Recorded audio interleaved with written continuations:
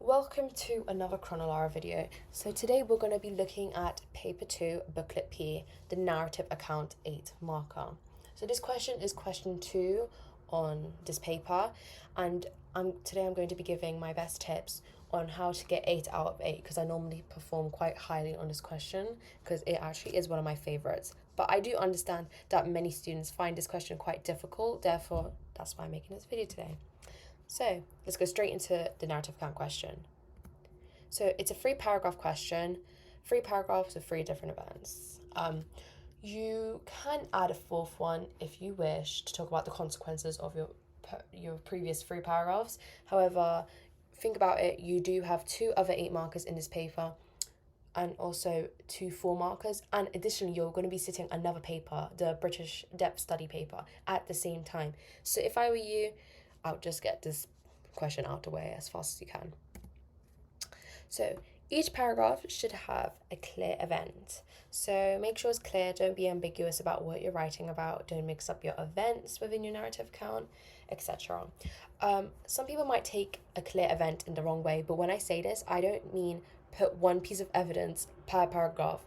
If anything, try to put as many pieces of evidence in this question. An event is grouped up by a bunch of different pieces of evidence, so don't think I'm talking about one evidence when I'm talking about one event. So back to what I was saying, within each paragraph use precise detail. So precise detail can be your dates, your policies, your ultimatums, your doctrines, the places, so Camp David, people, etc.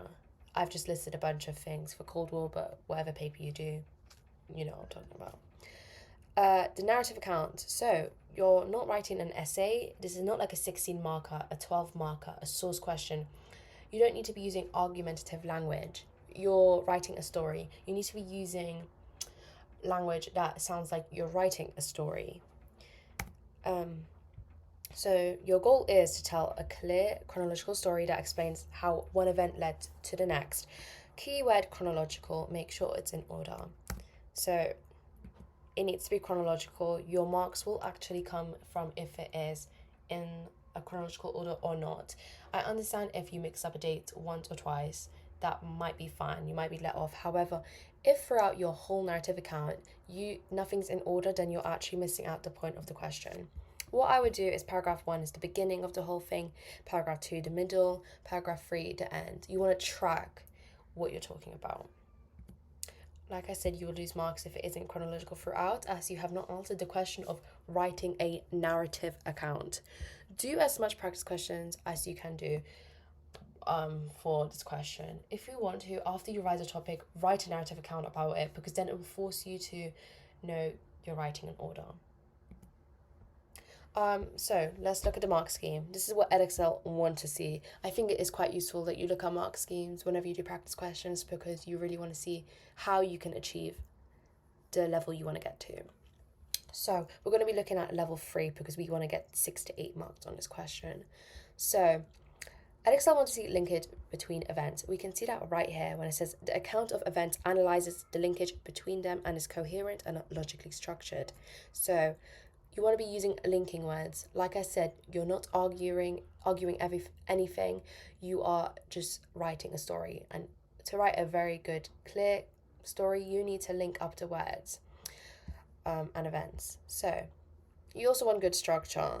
So right here, it says is coherent and logically structured. So obviously, you want to be writing in order. You want to be writing in order and make sure it is in a well put structure. Also, evidence and details. Right here, I think it's very important to look at this and this. You only get maximum 4 marks for answers that don't go beyond aspects prompted by the stimulus points. These are the stimulus points in your 12 marker, your 16 marker, and this question, and your importance. I don't think importance, but yeah. You will get stimulus points to help you write your question up. However, if you do not mention your own pieces of evidence, you cannot go past 4 marks, and therefore you're not going to be able to reach the 6 to 8 mark boundary.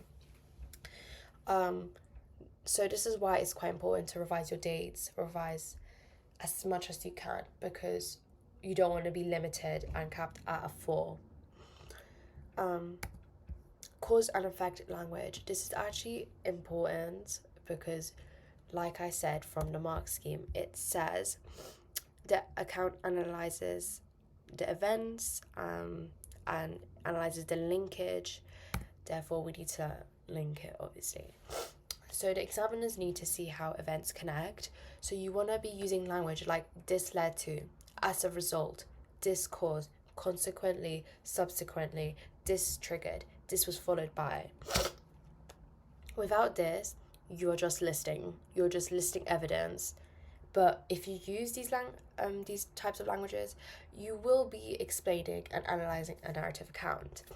This is what examiners want, and this is what's going to get you to the level 3.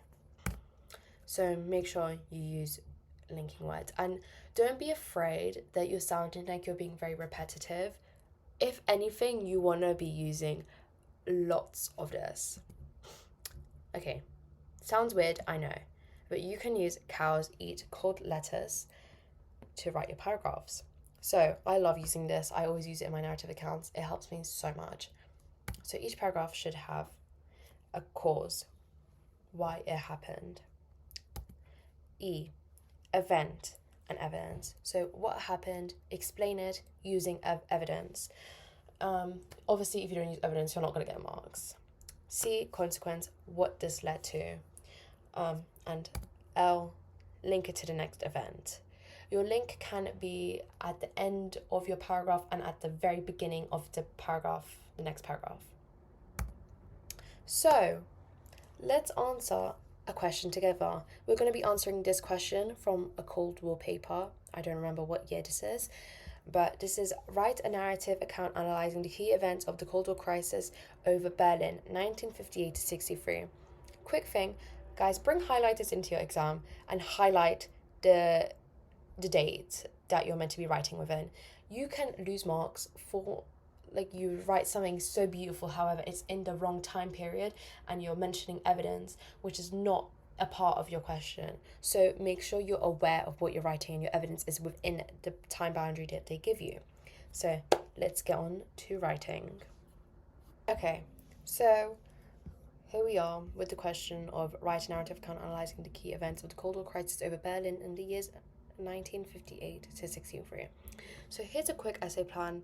I would recommend essay planning before you write questions, especially when you're revising. In the exam, spend 2 to 5 minutes planning out what you're about to write. So we're going to be highlighting key things we need to know. So it's going to be the Cold War crisis over Berlin. So it's going to highlight that in, let's do yellow. Oops, we need a highlighter. There we go. In the years 1958 to 63, making sure our events are in that time period. So I'm thinking for the first paragraph, we can have the main focus of the ultimatum. So piece of evidence. So from October 27th, 1958, Khrushchev threatened to sign a peace treaty with East Germany. East Germany, which would cut off access routes to West Berlin. Other things we can use, we could talk about the Vienna Summit. So the Vienna Summit is one of the summits about Berlin, and that took place on the 4th of June 1961. Additionally, we could also talk about how I think we could talk about those two. We just need to really analyze them. I think that's all we need to talk about. Also, you could talk about how, actually, before that, we could talk about how Eisenhower reject this ultimatum. Also, a piece of evidence we want to talk about the ultimatum is the ultimatum stated that the superpowers, the US, had to leave and take their influence out within 6 months. Okay, so this is going to be about the ultimatum. That's the ultimatum paragraph. So for the second paragraph, we can talk about the construction of the Berlin Wall. You will normally find that your middle paragraph is actually one of the most significant events in the whole thing. So this is a date everyone should know, August 12th, 1961. The GDR, which is German Democratic Republic, alongside Soviet backing, build the Berlin Wall under nightfall. So you could also talk about how this wall was also built as a result from the 2 million. This is actually quite a specific date. You normally learn it as 3, but it was actually 2.7 million East Berliners fleeing to the west. Actually, Berlin is not a proper word. East Germans of Berlin. Also, you can talk about how there was actually initial resistance from Western powers on the 14th to 16th of August 1961. But no military conflict broke out. So that's actually quite a lot of evidence. Paragraph 3, we can talk about, I'm thinking, we'll do Kennedy's Ich bin ein Berliner speech. Very famous speech. If you don't know this, watch a video on it, because it's actually quite an important speech that you can use as evidence a lot of the time. Or like here, I'm making it a whole paragraph. So this speech actually took place on the 26th of June 1963, I believe. Yeah, it is. Okay, so JFK, John F. Kennedy, goes to West Berlin and delivers this speech. This was like in my opinion, defining moment of the Cold War. Sorry, in the Cold War. So we can also actually put a quote. This quote is, "We take no satisfaction in the fact the Soviet Union the Soviets have built, I keep forgetting this quote, have built a wall to divide the city. We have never had to put up a wall to keep our people in." If I were you, I would literally just memorize this part of the quote, because that's the humiliating part. Talk about how that humiliates the Soviet regime, makes them feel stupid. But you can also talk about how after all this, it leads to the 30th of August 1963 Moscow-Washington hotline. and the 1963 Nuclear Test Ban Treaty. I know this is also after the Cuban Missile Crisis, however, you can put this in your paragraph as well. So let's write it up. In 19...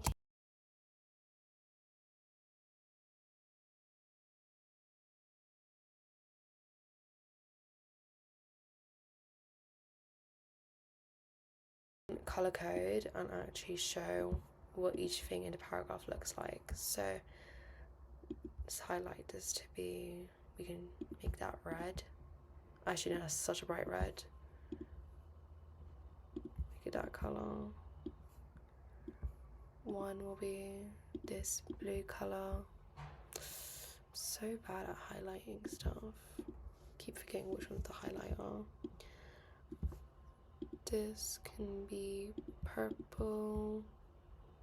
Once again, I'm typing on the wrong thing.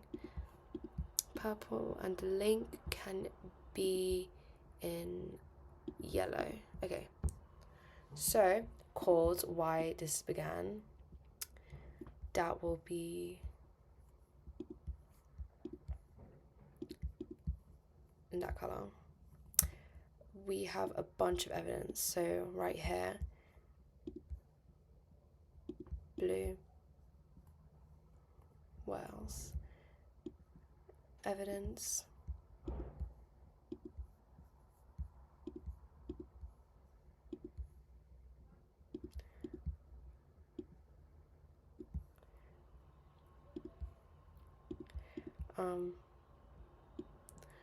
Also, this is a piece of evidence because you're just showing that you know what actually happened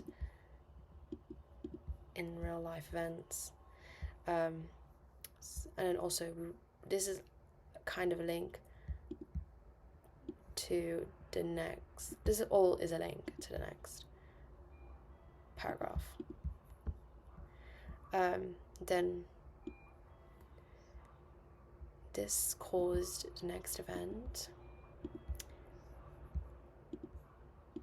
This caused the next event. This also kind of caused it, so we've got the cause a bit in the middle as well, but that's fine in certain contexts, like this question. We've got evidence here.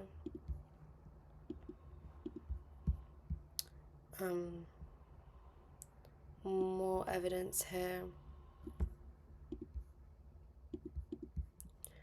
Then we link this to the next paragraph.